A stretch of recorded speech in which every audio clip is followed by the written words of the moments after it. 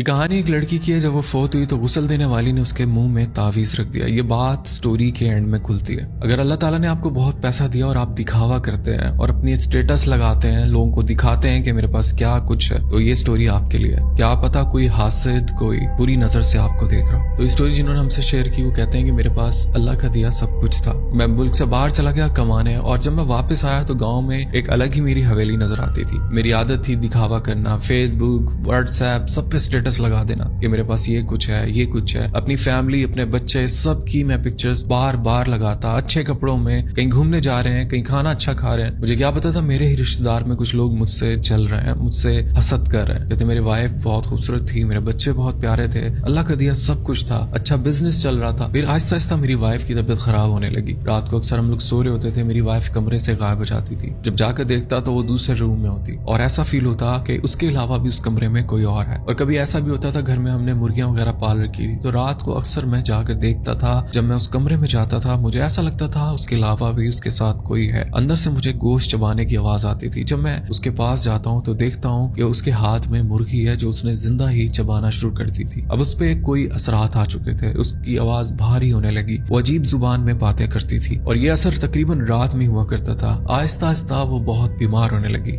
एक रात ऐसा भी हुआ कि हम लोग सो रहे थे, रात को न जाने कब मेरी आंख खुलती है तो मैं देखता हूँ मेरी वाइफ हवा में लिविटेट कर रही है। वो मंजर इतना खौफनाक था क्योंकि कोई सहारा नहीं था। और फिर वो मेरी तरफ देख के मुझे कहती है, तू जितना भी जोर लगा ले मैं इसको नहीं छोड़ूंगी, मैं तेरा पूरा खानदान तबाह कर दूंगी। अब यहाँ मैं एक बात बताता चलूं, ये जो मैसेज वो मुझे दे रही थी, ये काला जादू करवाने वाले ने उसके थ्रू मुझे दिया था। बहरहाल आहिस्ता आहिस्ता उसकी तबीयत खराब होने लगी। एक रात ऐसे ही मैं रात को सो रहा था, मैंने उसके बेड पे देखा मेरी वाइफ नहीं थी। उस रात वो बहुत रो रही थी। सोने से पहले मुझे कहती मेरे पास बैठो। मैंने उससे बातें की, उसने मुझसे कहा मेरे बच्चों का ख्याल रखना। आधी रात को जब मेरी आंख खुलती तो मेरी वाइफ अपने बेड पे नहीं थी। वो उसी रूम में जो हमने स्टोर रूम बना रखा था जहाँ वो मुझे पहले मिला करती थी। मैं आहिस्ता आहिस्ता उस कमरे की तरफ जाता हूँ। मुझे उस कमरे से ऐसी आवाज आ रही थी जैसे जंगली लोग आग लगा के उसके गिर्द जमा होते हैं और शोर कर रहे होते हैं, अपनी खास मखसूस आवाज में कुछ बोल रहे होते हैं, अपनी खुशी का इजहार कर रहे होते हैं। उस रूम से मुझे बिल्कुल वैसी आवाज आ रही थी। आहिस्ता आहिस्ता जब मैं उस रूम में जाता हूँ तो मैं क्या देखता हूँ कि मेरी वाइफ चारपाई में रूम के बिल्कुल मिड में पड़ी हुई है। और जब मैंने जाकर उसको टच किया है तो वो बेजान थी, उसकी धड़कनें रुक चुकी थी, उसका सांस निकल चुका था। काला जादू करने वाले ने मेरी दुनिया छीन ली। और बात यहाँ खत्म नहीं हुई। उसके बाद मेरा एक और बच्चा बीमार होने लगा और बिल्कुल वो भी उसी कंडीशन में आने लगा जिस कंडीशन में आकर मेरी वाइफ की डेथ हुई थी। मैंने बहुत आमिल देखे, बहुत लोगों को दिखाया, लेकिन कहीं से कुछ फर्क नहीं पड़ रहा था। फिर कहीं से हमें अल्लाह के एक नेक बंदे मिले, उन्होंने हमारा इलाज किया। उन्होंने रात के टाइम कब्रिस्तान जाकर मेरी वाइफ की कब्र पर अमल किया और कहा कि इस कब्र को खोदना पड़ेगा क्योंकि तुम्हारी वाइफ के मुंह के अंदर तावीज डाले गए हैं। जो गुस्ल देते हुए जिसने गुस्ल किया था उसने ही तावीज डाले थे। दोस्तों ये इतनी खौफनाक और इतनी इमोशनल स्टोरी थी। ये स्टोरी नरेट करते हुए मैं खुद भी बहुत ज्यादा इमोशनल हो गया था।